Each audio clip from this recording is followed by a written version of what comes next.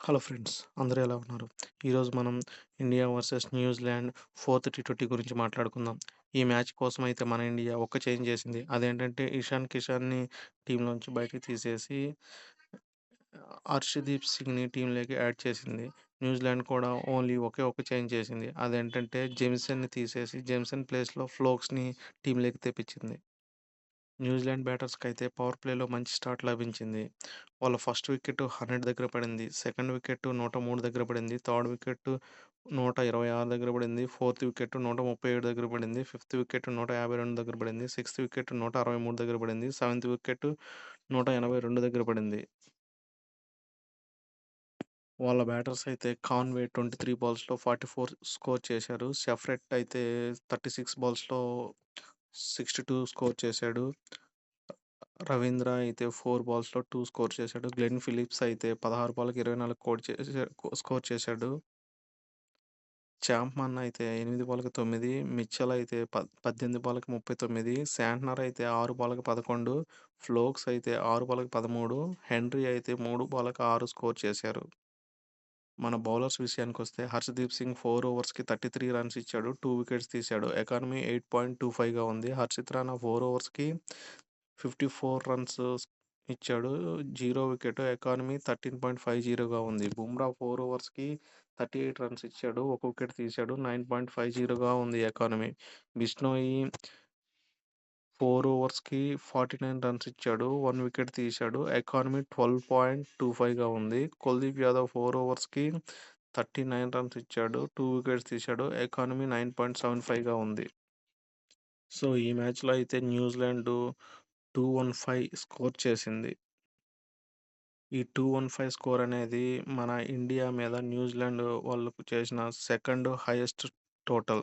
First highest total 219. అది 2019లో score చేశారు. ఇప్పుడు 215 2026లో స్కోర్ చేశారు.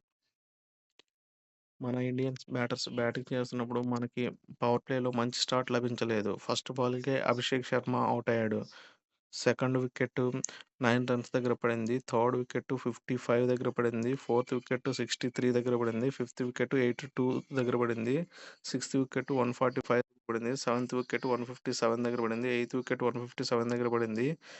నైన్త్ వికెట్ 162 దగ్గర పడింది. 10థ్ వికెట్ 165 దగ్గర పడింది. సో, మన టీమ్ అయితే ఈరోజు 165 రన్స్‌కి ఆల్ ఔట్ అయిపోయింది.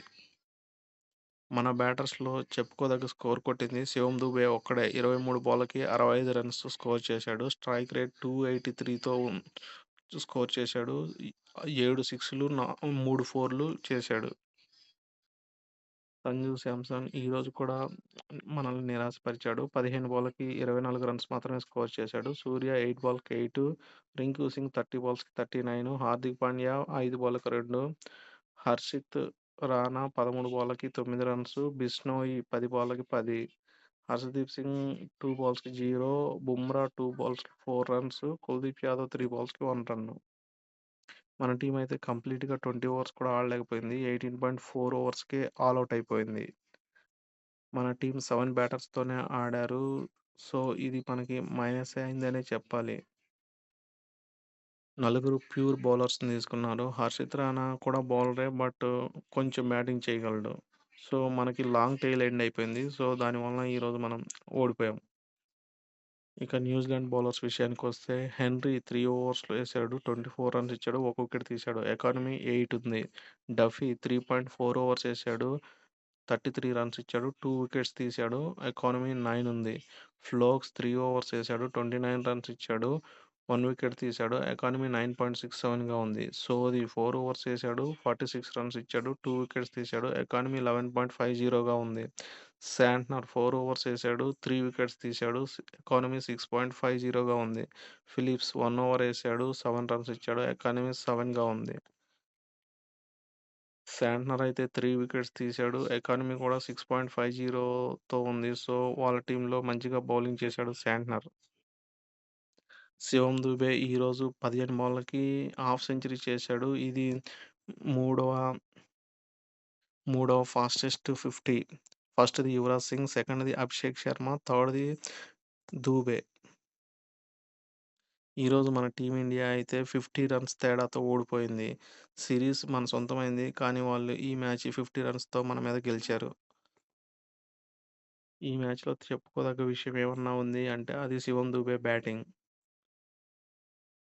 అనుకోకుండా శివం దుబే హర్షిత్ రాణా కొట్టిన బాల్‌కి రనౌట్ అయ్యాడు. ఒకవేళ శివం దుబే ఉంటే మ్యాచ్ రిజల్ట్ ఏమైనా మారే అవకాశం ఉండేది. సో, ఇప్పుడైతే మనం ఓడిపోయాం. Thank you friends. Bye bye. Take care.